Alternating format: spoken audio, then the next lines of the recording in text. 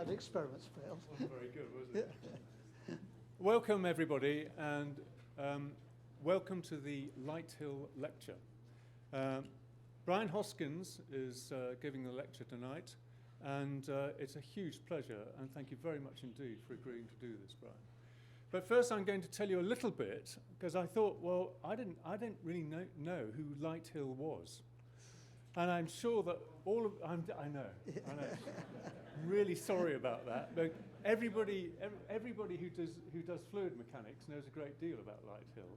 And it seems that the entire departments of mechanical engineering and so forth, that everybody knows about. Well, anyway, Lighthill, James Lighthill, was a giant, apparently, in fluid mechanics.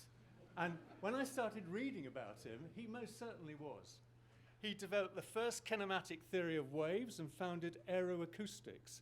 Now, this is a thing which I found astonishing. Lighthill's 8th power law says that the acoustic power radiated by a jet engine is proportional to the 8th power of the jet's speed. That's amazing. So that's why Boris wanted Boris Island. I now realise what it was. Lighthill was at Imperial, but he was also at Cambridge, and he became the provost at UCL. So I'm not surprised that this lecture is named after Sir James Lighthill. Fantastic. Brian Hoskins is internationally recognised as an authority on weather and climate, and particularly latterly on climate change. He was the director of the Grantham Institute, and he and his colleagues recently pulled off an astonishing coup. And this was COP21. Now, you may remember that at COP21, an amazing event happened and a 1.5 degree temperature rise was agreed. That is an extraordinary event. And it's and I honestly think that we can point to Brian and his colleagues for lobbying so well to achieve that. So congratulations. We and future generations have much to be thankful for. So with that amazing introduction, Brian, over to you. Thank you very much indeed.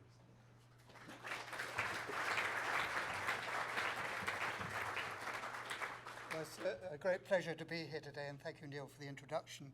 I'm afraid I'm short. James Lighthill was tall, but I did know him. So I'm going to talk about predicting weather and climate, and I'll try and bring out some fluid mechanics on the way as a diversion of nothing else. So let's start away at this. And the dynamics, the fluid dynamics of the atmosphere can help and can hinder.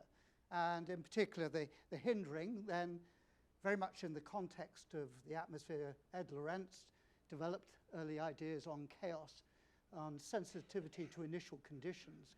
So just the smallest change in initial conditions will lead to a totally different trajectory later on. So that's bad news as far as forecasting weather and climate is concerned. There's great dependency on initial conditions. And the other aspect here, that one seems to disappear below the board here. I don't know whether it comes down a bit. Yeah, it does. Maybe it goes back up too. Right, so, and the other aspect which is also bad news is that ideas of upscale cascade of energy suggests an error doubling time of 1 to 2 days, and this shows the error increasing in one forecast model over the time. So the smallest error in representing a cloud or something will cascade up the scale, and again, it's bad news in terms of actually predicting something in the future. So that's the bad news, but there's some good news associated with fluid dynamics as well, just as well.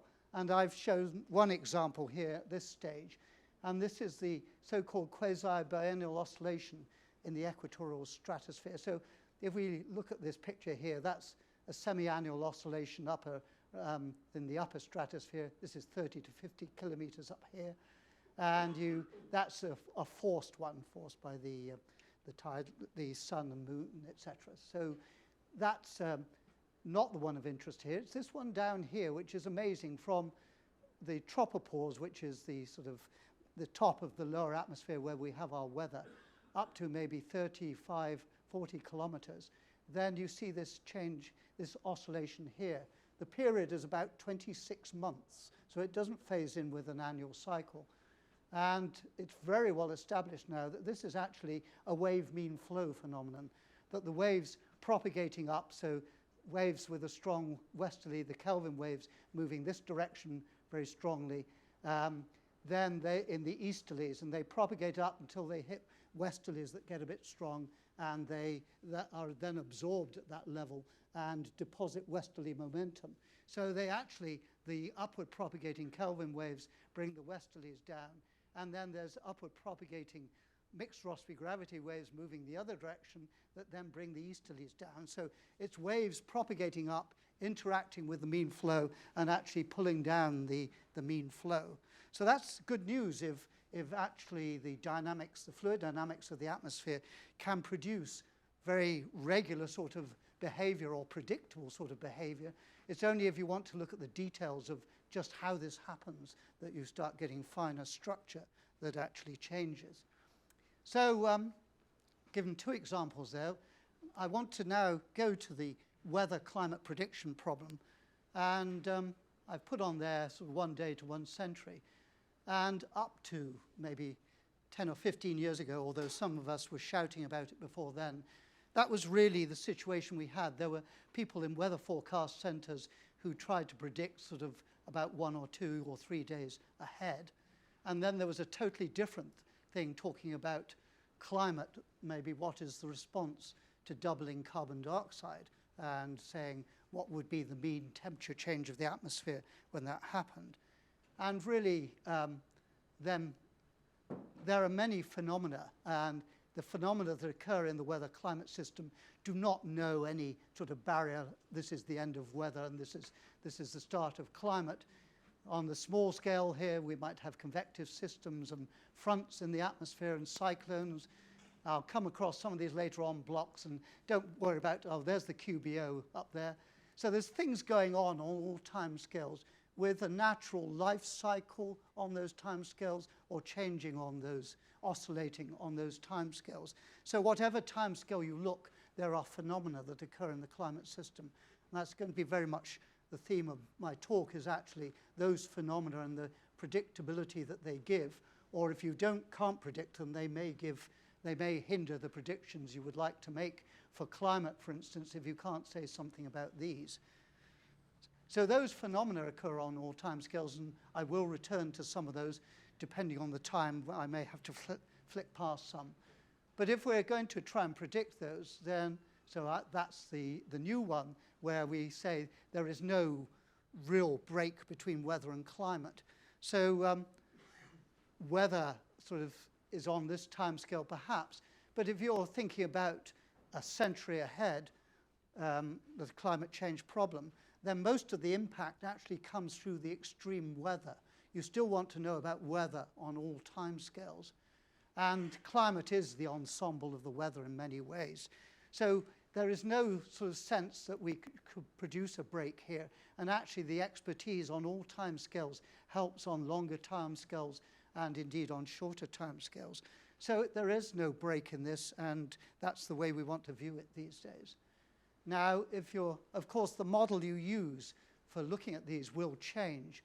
If you're looking at the convective systems or the fronts, you will be looking at the atmosphere, and things like the sea surface temperature would be fixed, and all the content of the atmosphere would be fixed. And if you're on this short time scale, you'd be thinking of maybe just a region of the whole global atmosphere, not the whole globe, but just one region. And you might these days be running a model, a weather forecast model on a scale with a grid scale of about 1 kilometre in order to look at that. But if you go to slightly longer time scales, before a week, after a few days, you have to be on a global scale. But I'll try and show some of the connections that can occur later on. But the tropics communicates with mid-latitudes on a time scale of a week, certainly by a week. And then through there. So global atmosphere. And to this point, the sea surface temperatures might have been fixed. But then the upper levels of the ocean, upper layers of the ocean have to be part of your prediction model. So they have to be initialized, and then the prediction occur. And by the time to get to here, then the full 4-kilometre deep ocean has to be included if you're going to do something of the order a few seasons or a year. Then the land surface, then the moisture on the land surface starts to become an interactive part of the problem as you get to these monthly timescales and beyond. And then the vegetation may be an interactive part as we get through to an evolving climate, because that will then change the vegetation on the land surface. And the constituents in the atmosphere, the chemistry of the atmosphere, becomes an interactive part, and then ice sheets on the very longer timescale. So the core, the dynamical core of the atmosphere stays the same through this whole region, and the numerical methods to put it on the computer, etc. But gradually are putting in more physics of the atmosphere, and then the fluid dynamics of the ocean, plus physics of the ocean, and then the land surface, and then the chemicals being transported around the atmosphere. So the problem is a seamless one, but the models actually will build on one another to tackle the different timescales. So I think I put in a weather map. This is from the other day, 4th of May, and I was just going to Stockholm, where there was a nice high pressure developing over there, what's called a block, and we'll look at that later on. And approaching the UK from the west was a low pressure system here with its fronts here, but it was going to have trouble getting in because of this block. And these are the sort of things that are predicted on weather, the phenomena. Now, the smaller scale features like fronts, it's the straining fields of the cyclones themselves that form those fronts. So they aren't just sort of small-scale phenomena that just wander around. They are very much an inherent part of the larger-scale synoptic system. So those are part of this synoptic system, and then embedded in those will be convection and bits of rainfall there, that their location is determined by the front and therefore by the larger scale system, but there will also be an element in them of sort of randomness as far as the large scale system is concerned. The ocean also has its small scales, and I put in a couple of pictures here. So these are the weather systems of the ocean. This is the Gulf Stream, and these are eddies in the Gulf Stream shown in the thermal field or the velocity field. Now the scale of these is 10 times smaller than the atmosphere. So if you need a 10-kilometre grid for the atmosphere, you need a 1-kilometre grid for the ocean here to resolve these. Their time evolution is slower, and as far as the shorter range forecast, then these things could be thinking of as fixed. But the interaction of this atmosphere with this oceanic temperature contrast and the eddies here then is a very rich one, and one that we're really starting to understand now. So the general prediction problem then I've put down like this, that in our timescale of interest there will be phenomena that might vary in a fairly predictable manner. And on the longer timescale, this may be fixing sea surface temperatures from a longer timescale, or it could be the ice sheets or whatever. So on some longer timescales, fixing thing for our phenomena of interest.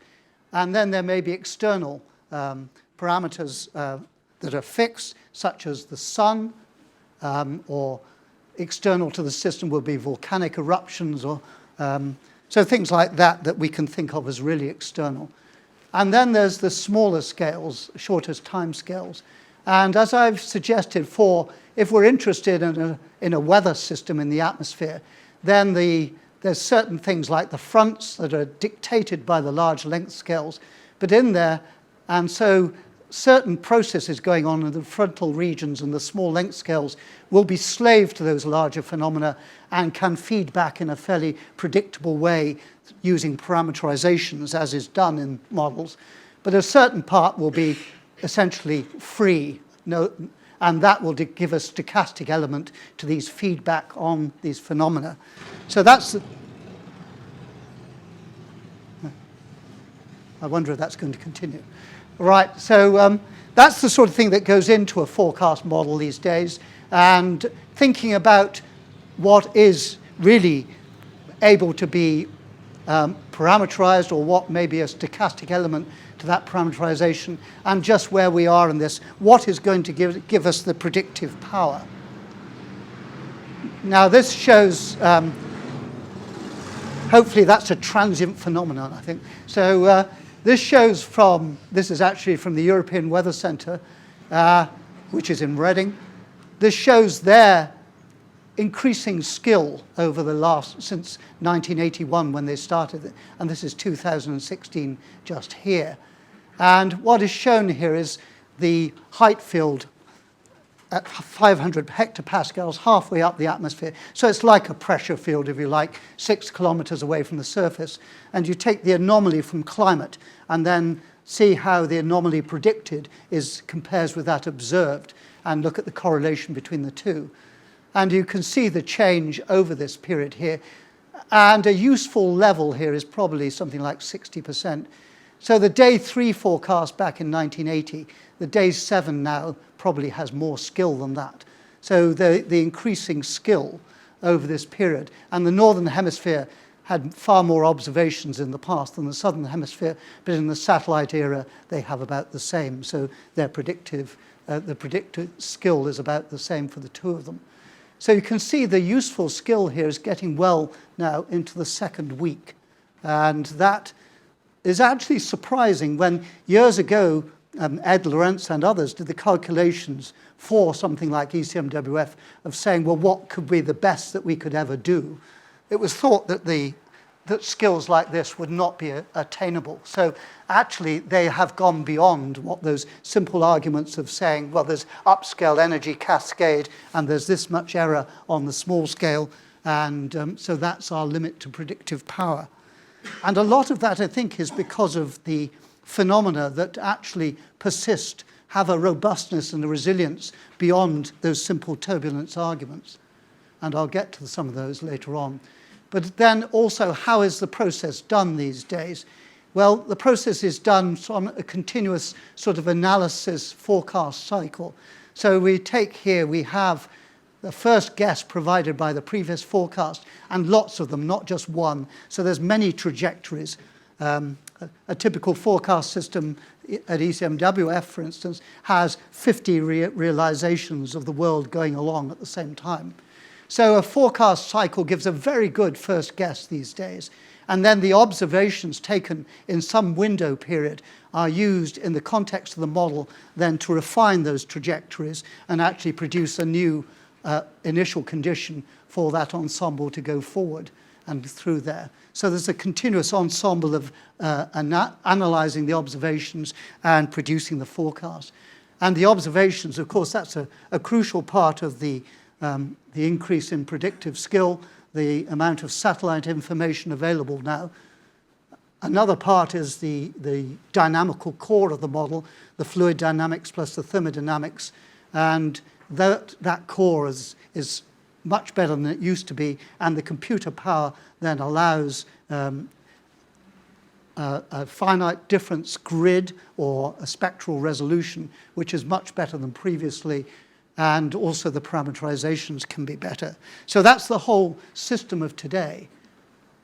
And the ensemble process, these ensemble, as they go out from their initial conditions, and with some element of stochastic physics as well, providing uncertainty, then in time, if you're looking at somewhere like the UK, you can get a lot of possible realizations of the precipitation of the UK, and you can deal with those in a statistical manner, maybe to give a probability of precipitation over the UK at that period, which seemed to be fairly high. But anyway, that's the ensemble process going through there. Now, I wanted to give just a little bit of sort of fluid mechanics type things of the balance in our rapidly rotating atmosphere. In case you don't know, if you take the radius of the Earth and multiply by the rotation rate, it means you're rotating around in space on the equator at about 465 meters per second. So any speeds we have in the atmosphere or ocean are much, much less than that. So to a first approximation, the atmosphere and ocean are rotating with the sphere. And it's only the small deviations from that which people get paid to predict It's those little bits, the small 10 meters per second in the atmosphere, or maybe 1 centimeter per second in the ocean, which is of interest relative to the rotating sphere. The atmosphere is also very shallow. The sort of scale height of the atmosphere is 10 kilometers compared with the radius of the planet, more like 4,000 kilometers. So we have a shallow atmosphere on a rotating sphere. It's very well in hydrostatic balance, and I'm not going to go into the details of the scaling. But then the other thing we have is, because of the rapid rotation, we have to pay attention to that. And if you're on a geopotential surface, what you feel is, in terms of the motion, the horizontal force, is this Coriolis force, which is an apparent force associated with a rotating frame of reference.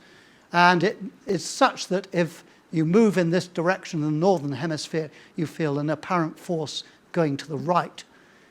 And so this, for a small Rossby number, which is this velocity over this Coriolis parameter times the L, less than 1, then to a good approximation we have geostrophic balance, where the pressure gradient force balances Coriolis force.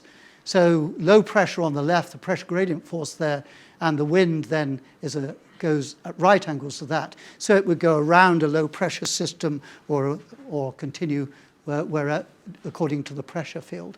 So we have hydrostatic balance and we have geostrophic balance as a good first approximation, certainly in middle latitudes. However, those are not predictive, and you have to go beyond that for prediction. And I thought I would introduce potential vorticity, which is something I've known and loved for many years, so I'll try and persuade you it's a good quantity to look at. Because we're on a rapidly rotating planet, it's very much the rotational part that is dominant of the flow. And measuring that, we have the curl of the wind, or the ocean, it would be the current, the curl of the wind, the curl of the velocity, and plus the twice the rotation rate. That gives you the absolute vorticity, which is the absolute spin in the fluid. And there's this surprising fluid dynamical result from Ertl in 1942 that if you take any function which is a pressure of the state variables pressure and density, or any other state variables, then if you take 1 over rho zeta dot grad, that function f, you can actually take the d by dt right through to here. It all drops out. And it's an amazing result given the complexity of the vorticity equation and everything else. So for those who like their fluid mechanics things, you might like to check up on that. It's a really remarkable result. But it's a long way from actually what does it tell us about the atmosphere. And going a bit closer to that, I'm introducing something called potential temperature, which is very much things that meteorologists use. The potential temperature is the temperature of this air if you took it adiabatically down to the surface, basically, to a standard pressure P0. So although the atmosphere is colder up here than down here, if you take that bit of atmosphere down to the surface, the atmosphere does work on it, compresses it, and it warms up. And is actually, that air would be potentially warmer than the air at the surface, which is why you haven't got convection going on everywhere. So potential temperature, and it's related to the entropy. So if we take that as our variable, and that's what we call the potential vorticity, 1 over rho zeta dot grad theta. And in adiabatic motion, that is a conserved property moving with the fluid. And that has major ramifications. I'll show you a few. I like to wave my hands, and this is what Rossby did in 1940, actually. The essence of this is that you take a cylinder between two entropy surfaces, potential temperature surfaces, and you think about the spin about that cylinder and the separation of the two ends, then that's a conserved quantity. So if you separate the two ends, it spins up. If you rotate the two ends, the rotation is about a different axis. So this quantity keeps as a scalar, but keeps a measure of the behavior of the atmosphere, and it's conserved. And the other thing is you can invert it, as we'll see in a moment. But let's just look at the atmosphere and see what we've got for this. So this is the stratosphere here. This is the troposphere here. This is the equator, and that's the North Pole. And this is the tropopause, the separation between the stratosphere and the troposphere. And these are theta surfaces. They increase going up. As I said, it's stably stratified. and they increase going towards the equator. That's the temperature contrast. So we have those theta surfaces, and we also have these potential vorticity surfaces here. And it's important to note later on that that one is almost coincident with the tropopause, and it increases a lot in the stratosphere. So the values, I've missed off the units because they're horrible, but anyway, we'll call that 1. And the thing about potential vorticity is, provided you have something of a balanced flow, it needn't be geostrophic, it could be a very high level of balance, a high order balance, then provided you know the potential vorticity, you basically know all you need to know about the wind field and the temperature field and the pressure field in the atmosphere. So it's a scalar field that if you know it everywhere, then it gives you the information you want in a sort of mid-latitude weather system. And I've shown a simple situation here with a stratosphere and a troposphere and a tropopause here. And basically, if you have a cold tropopause there, then it leads to a cyclonic circulation here. That's the flow around here, and also changes in the static stability of the atmosphere. And if it's a warm tropopause in this region, then that's potential temperature warm, then it's anticyclonic. And the boundary temperature acts in a similar way. So if it's warm on a boundary, you get a cyclone, and if it's cold on the boundary, you get an anticyclone.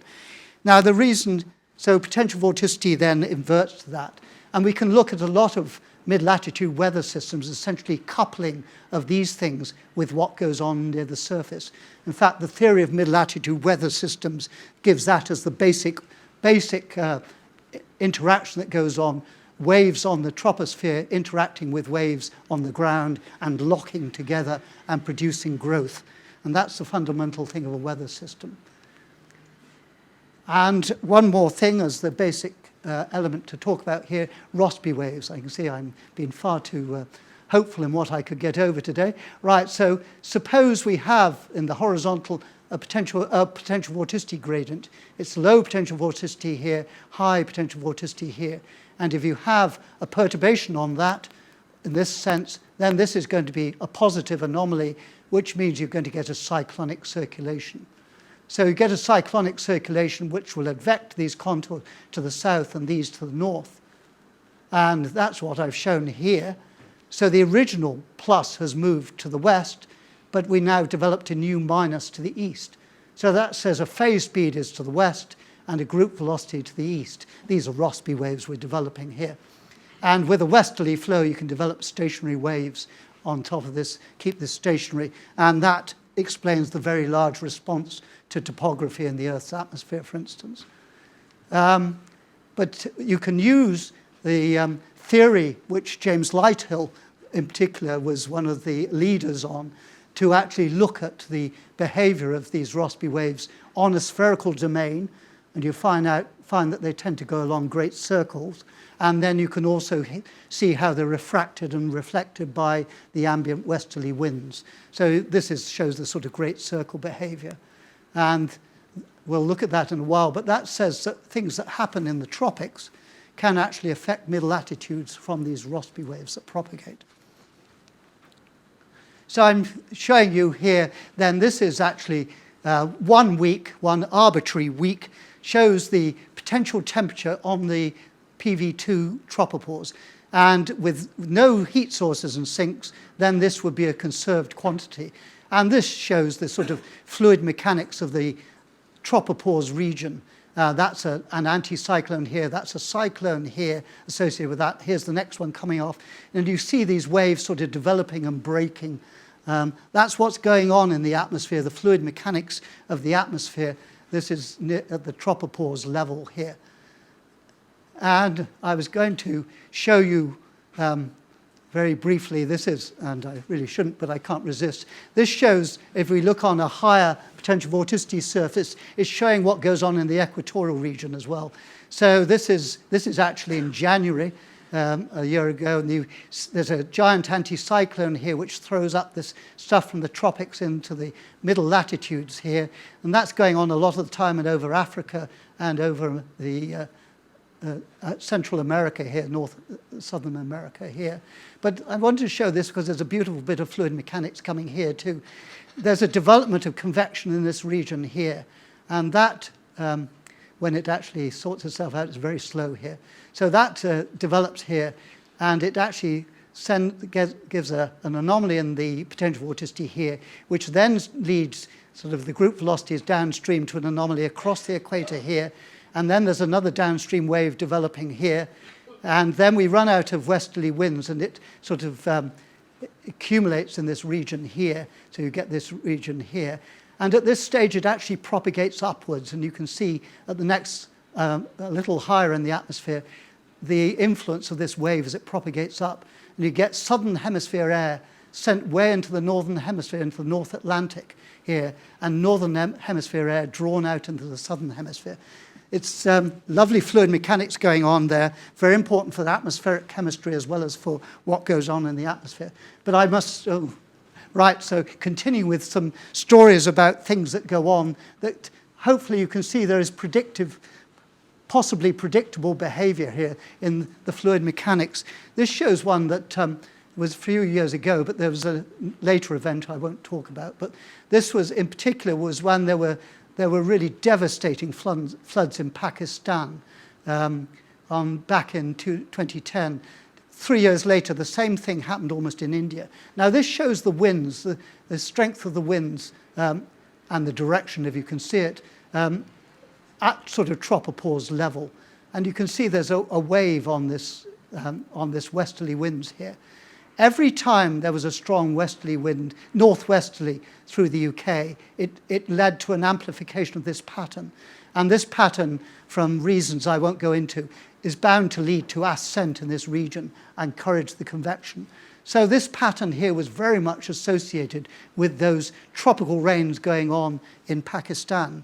And because the sort of waves associated with this and the essential predictive power as this wave goes down the westerlies here, then this actually was predicted well by the European Weather Centre.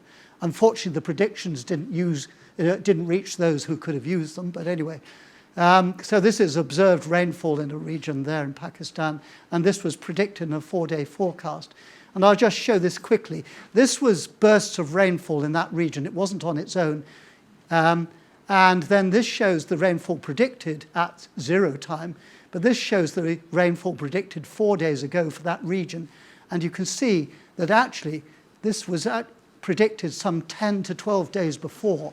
So although it's tropical convection, because it's actually embedded in a phenomenon that gives predictive power, then these things can be predictable. This shows a mid-latitude blocking system. And again, you can see this as a wave-breaking sort of event here. So we have associated with a cyclone here, air from the tropics, subtropics, has gone way poleward here. Having gone poleward, it's now realizing it's a negative PV anomaly, and it develops an anticyclonic circulation which cuts itself off. And having cut off, it's then going to persist for the next week or two until either it returns to the tropics or else the diabatic processes gradually erode it. But while it's there, it then it then blocks the system upstream. And that's what we had over Scandinavia and over the UK. And in cold winters, that's what we have. And in warm summers, it's what we have. This shows one thing I picked up from Japanese Meteorological Agency, where they had an incredibly cold month. And they were running predictions, and actually they predicted this very cold month extremely well. And that's because all the members of the ensemble said it was going to be cold, just about all. So the observed temperature is the red one, and the ensemble mean is black. And that's for a similar reason to the previous one, where a wave propagating along the winter westerly jet broke in the region of Japan. It formed this cutoff, blocking high, and that persisted over the month, and it was really quite predictable. Other phenomena that we have, and different timescales on which those occur, this shows something called the North Atlantic Oscillation, and which is basically the westerly winds over the Atlantic. but you can think of the low pressure near the Iceland and the high pressure near the Azores. And if that intensifies, then that's called NEO+, and that's this one here. Westerly winds very strong over Scotland into the northern Europe and bringing lots of weather systems. But on the opposite sign, then it's the opposite, and the Mediterranean gets some rainfall in those cases.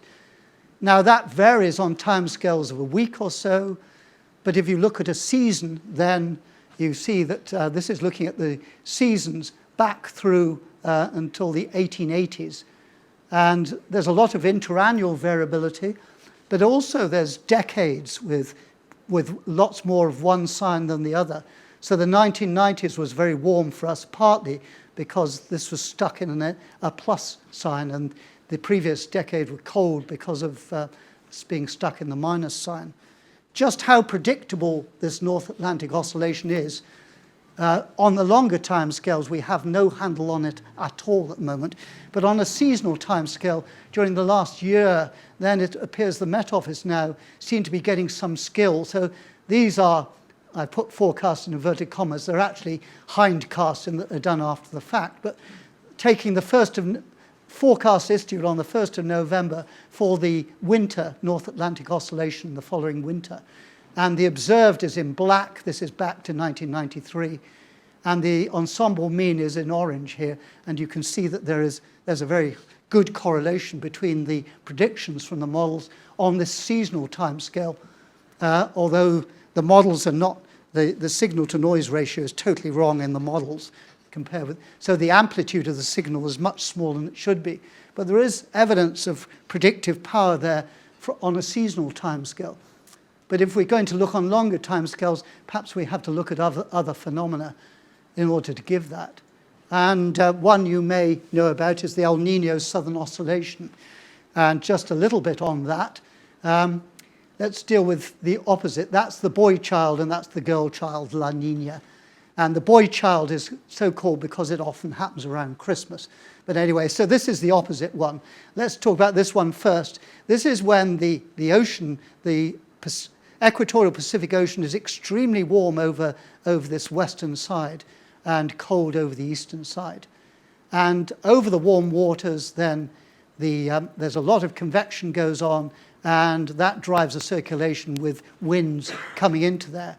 Those winds help pile up the Pacific Ocean on this side, and this cold waters from underneath up well here. And so the atmosphere keeps the ocean like this, and the ocean keeps the atmosphere like this. So there's a sort of stable state, if you like. But there's lots of noise around in the system as well. There's waves that occur in the ocean, and there's all sorts of waves and events occurring in the atmosphere. But there's an alternative state where the ocean, the warmth of the ocean spills out over the whole Pacific. The convection moves with it, and essentially we've lost this, and it's a consistent pattern again. So the El Niño Southern Oscillation is an oscillation between those two things, which is not regular, but this shows the index for sea surface temperatures in this sort of region here, back to 1997, and we're just finishing a big El Niño event here. And this shows the pressure in Darwin, Tahiti minus Darwin, there and there, which is a measure of the atmosphere. And you can see this is almost out of phase with that completely. So it has a very strong effect on the atmosphere, and it flicks between the two. There's good predictive power over most of the year on a seasonal time scale, but it's rather difficult through the spring period. So there is some predictive power here. But this has impact from the way I've talked about before. If you look at the difference of convection here, then associated with that is a difference in the pressure field. And that's following that great circle path that I said Rossby waves do before. This triggers Rossby waves. They propagate to the high latitudes, interact with the jet stream. So that's Sir James Lighthill at work there. So that's the global impact of the El Niño phenomenon. There's something called also the Atlantic Multidecadal Oscillation, which is associated with very warm temperatures in the North Atlantic, or the opposite sign, cool. And if you look back since 1860, this is the fluctuation in that. and you can see the multidecadal signature in that. Now, this is thought to be associated with the overturning circulation in the Atlantic Ocean. The reason we're warm in our latitude, or one of the reasons, is that the Atlantic, there is a flow of warm water right from the southern hemisphere right through to the northern hemisphere, where the water sinks and then comes to the deep ocean elsewhere. And so this is an intensification of that overturning circulation, bringing warm water, and the opposite sign is an inhibition of that. And again, it's liable to be an interaction between the atmosphere and ocean on these multidecadal timescales involving the weather systems, the North Atlantic Oscillation, all the things together to handle this. Now I'm going to move to climate change in the last 10 minutes or so. And I thought that I should say something about that, and not just dwell in our fluid mechanics in the bit I've loved to tell you about there. And I hope you've seen some ideas of fluid motion going on above your head that you didn't know were there. But when we come to the climate problem, then that is moving to the scale where we need to include various parts of the climate system, the full ocean, the land surface, in the changing vegetation, etc., if we're really going to predict on these longer timescales. And we also have to say, well, the external things we have to say. So we have to say, for instance, how much greenhouse gas will we emit in our activities. And so what's shown here, and this is from the Intergovernmental Panel on Climate Change, is two scenarios for those emissions in future. One is we take this extremely seriously, and the other is we try and continue much as present. And there's a range of models that have been run around the world, and the IPCC tends to show you the result of running all those models. It'd be a very political thing to throw some out. So you see the ensemble mean and some idea of the range of those models. And what's being shown is global temperature. And it shows from a starting point here, the rise to about 4 degrees above that by the end of the century. And it's already 0.6 of a degree at this point above pre-industrial. So that's a rise of about 4.5, but there's an uncertainty range here. And a lot of that uncertainty range is associated with our uncertainty on how the circulation of the atmosphere will change, if you like, the fluid mechanics. And then there's a lower one here, where if you add the 0.6 on, it's probably keeping below 2 degrees. So those are the two sort of, one continuing us now and the other really taking it seriously. Looking at a little structure, this is that higher one. And if you look at the structure by the end of the century, the change at the last 2 decades of the century compared with the previous century, then almost everywhere the rise on the continents is more than the global average. And in the tropics, you're taking the tropics and adding maybe 5 degrees on, which is way above the natural variability from the interannual variability. And pre-monsoon India, you're talking about 50 degrees as being characteristic temperature. So it's not good news.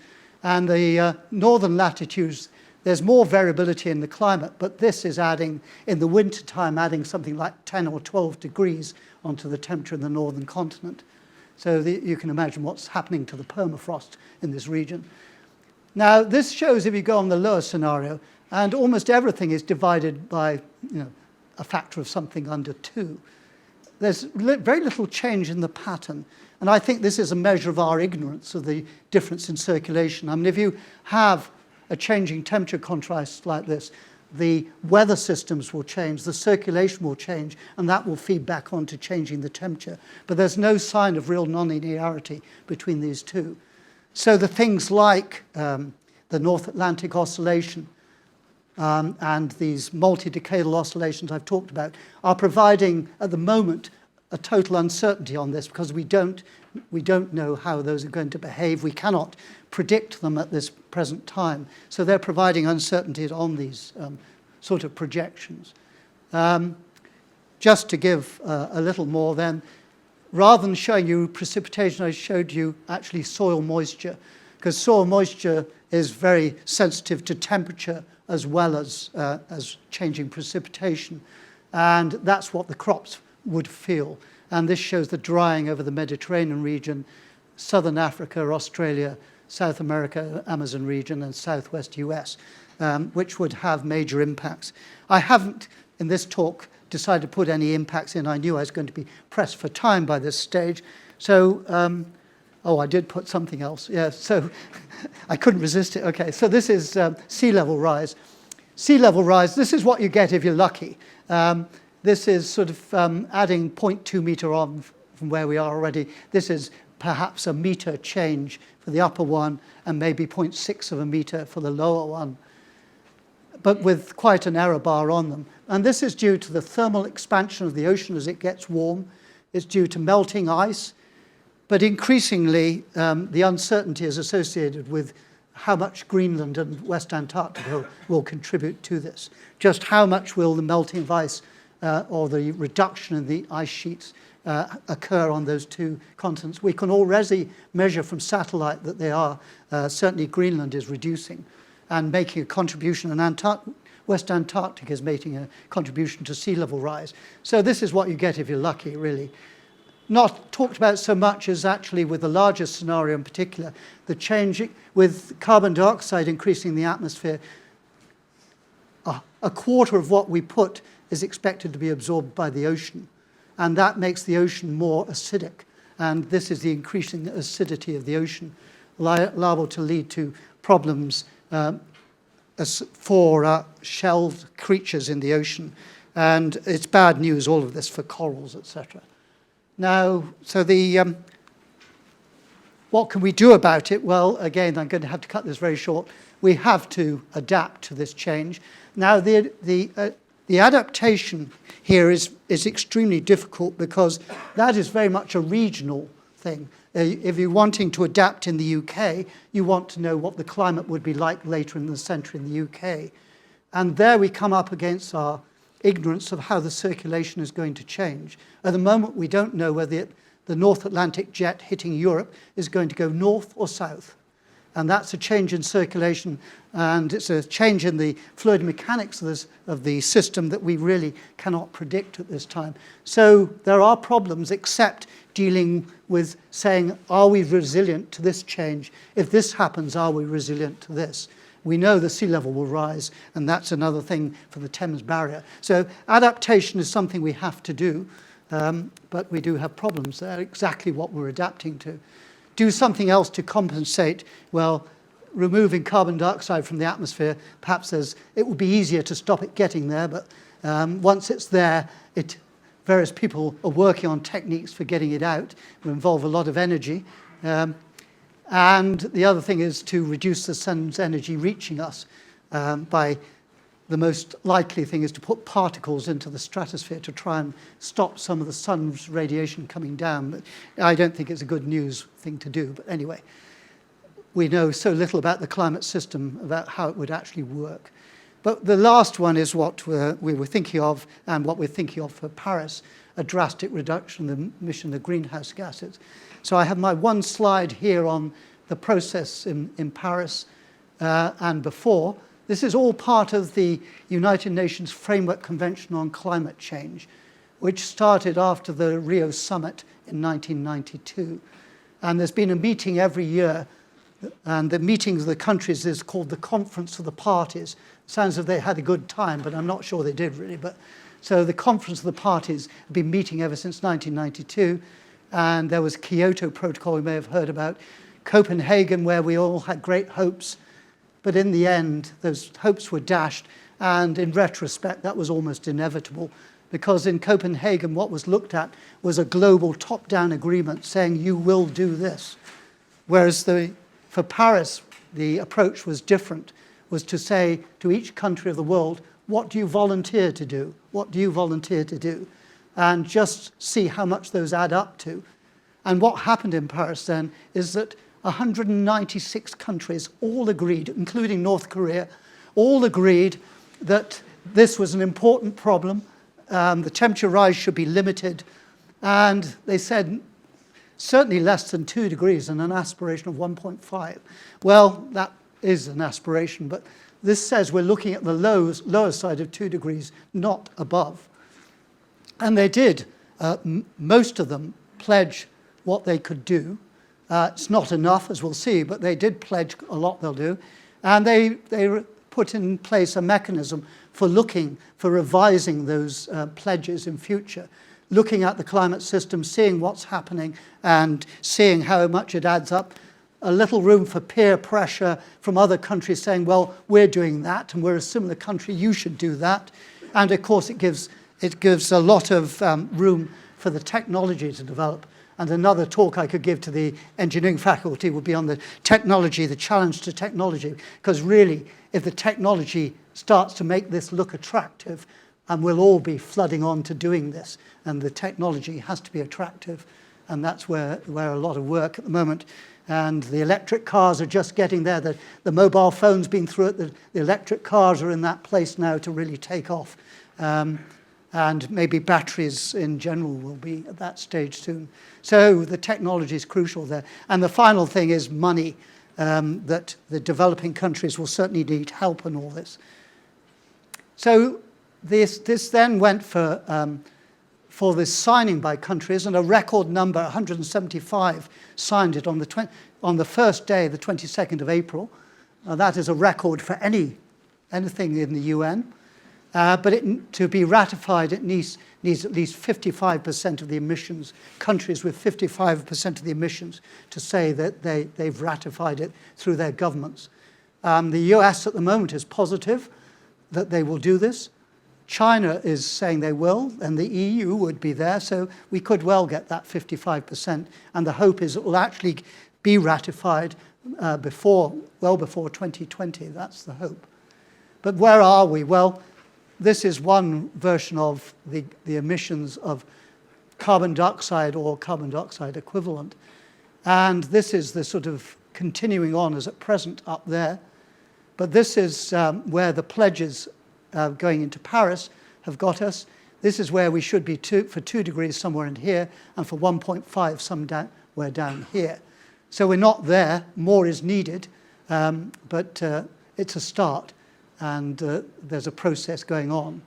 And actually, for carbon dioxide, once you put it into the atmosphere, it stays there for 1,000 years, basically.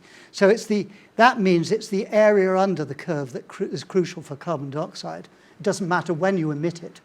And if you look at these curves, it's pretty likely that we're not going to, or even with these, that by the end of the century, we're going to need some negative carbon technology.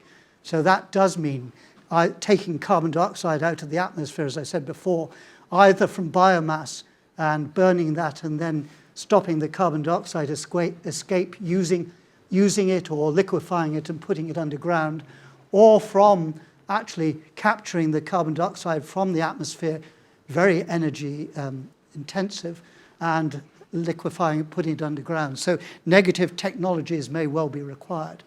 But that's my quick update of where we are on there. And I've taken you through in a rapid run through on this seamless weather climate prediction problem. But I hope I've done it in a manner that shows you fluid mechanics is right at the center of all this in terms of the weather and the phenomena that occur both in the atmosphere and the ocean and in the coupled system. Thank you.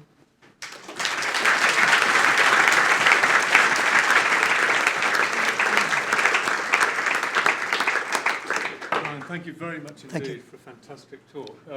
Brian's agreed to take a few questions, so are there any questions? Friendly ones.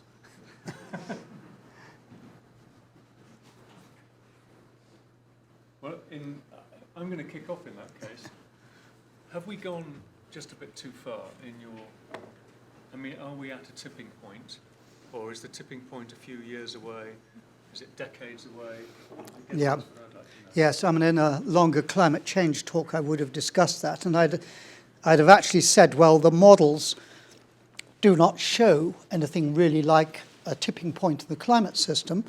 They do show things that could be tipping points in our social system, in that if the winter jet no longer hits Australia when it doesn't get its rainfall, then you can't live in Australia anymore, basically, unless you can. It certainly is going to be difficult.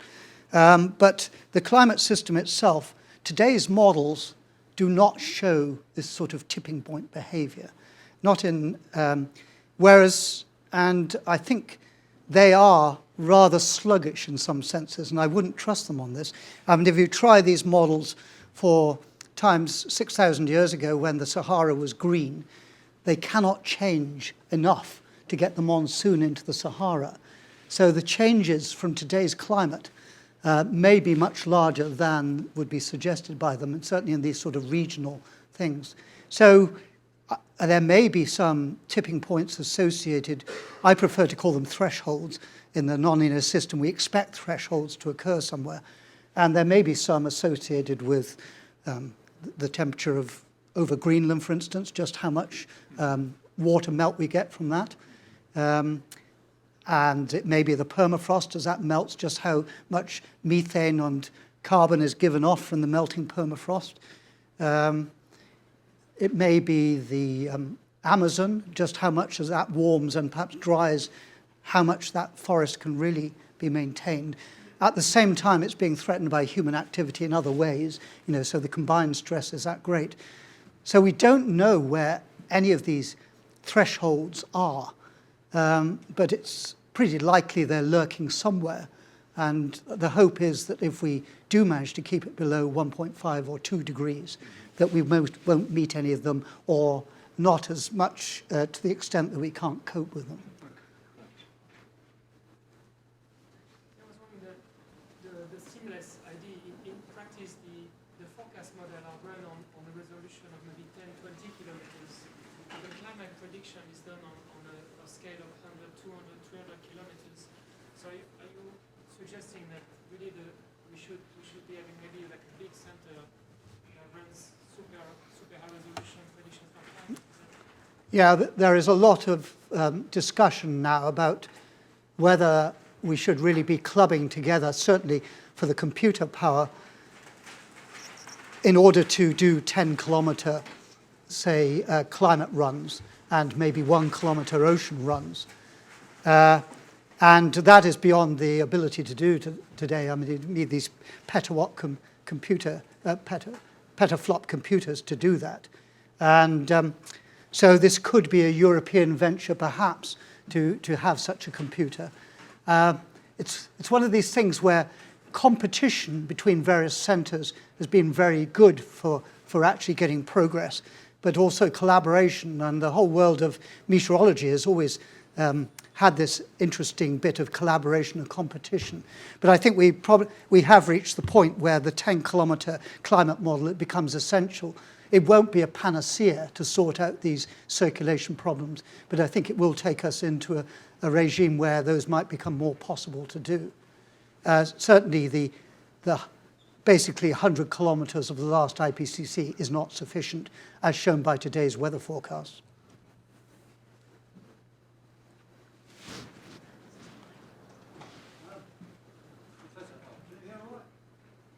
I can hear you, yep. Excellent.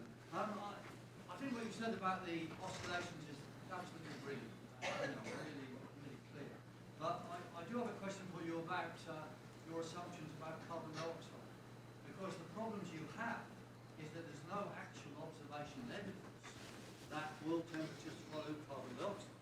What is happening is it's the other way around with delays of some centuries due to the fact that the relative partition of CO2, which is the trace gas in the atmosphere, and He'll go on for a long time.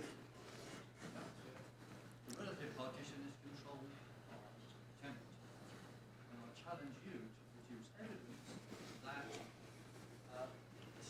CO2 actually rises. Well, thank you, Piers. Yes, there has been a lot of answering of that question over the years in the IPCC and elsewhere, and I think I will refer you to those. Okay. Most people think it is answered.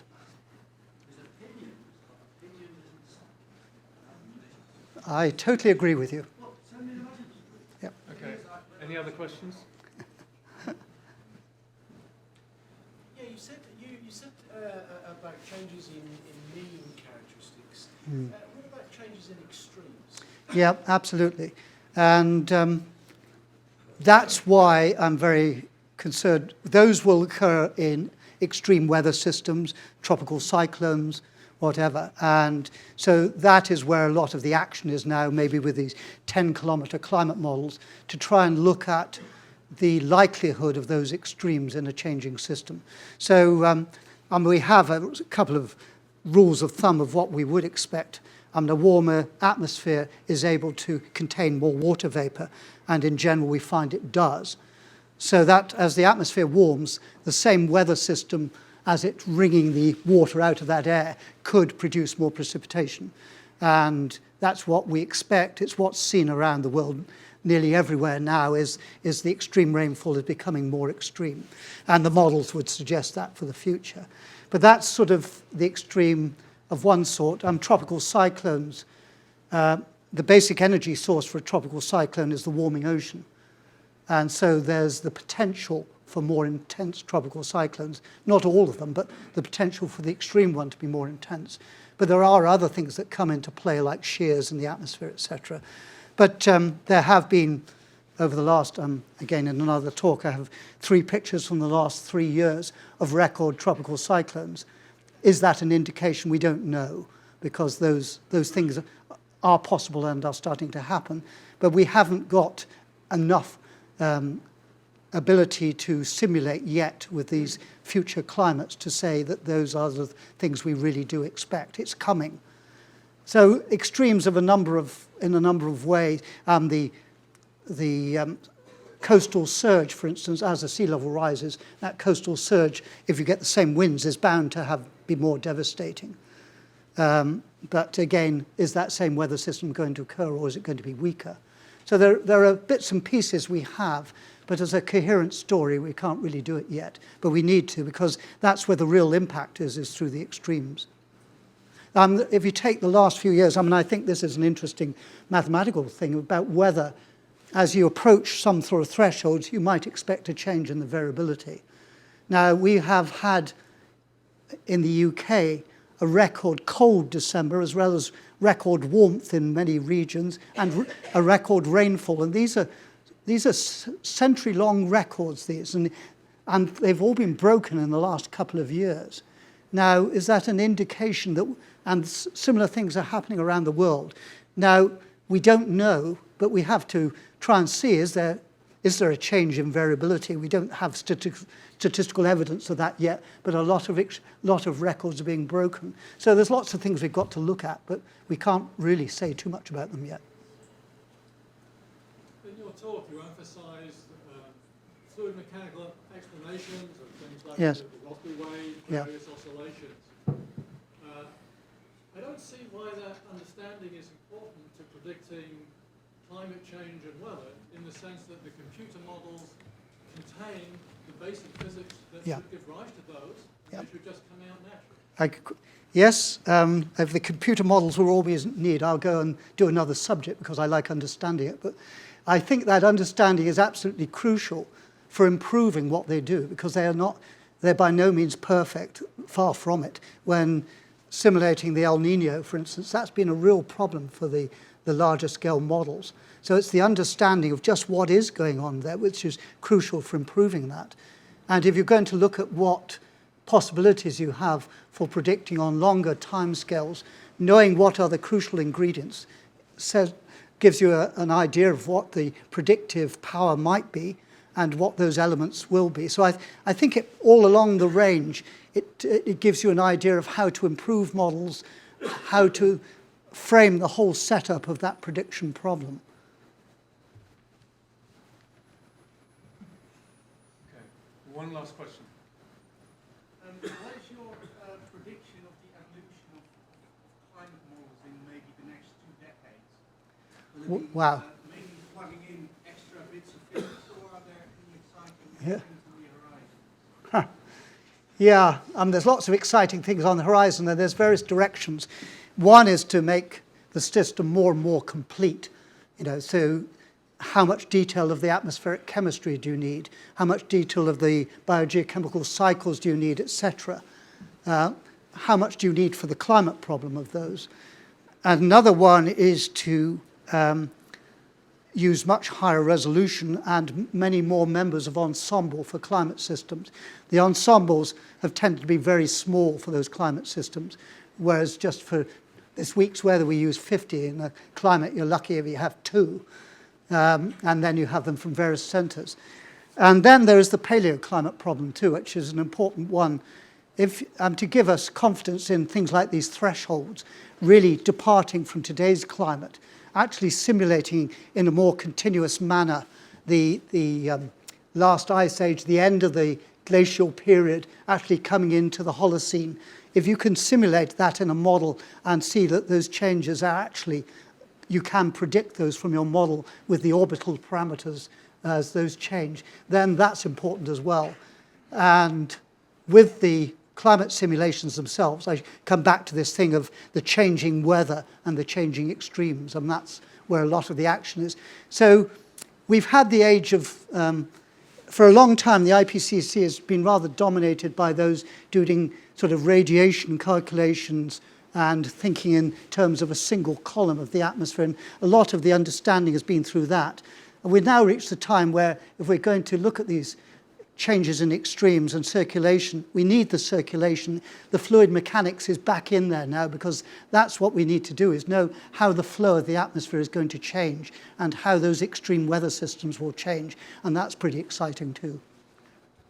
Okay, thank you very much indeed, Brian. I'm going to hand over to Professor Joanna Hay, who is going to give the vote of thanks. Jo.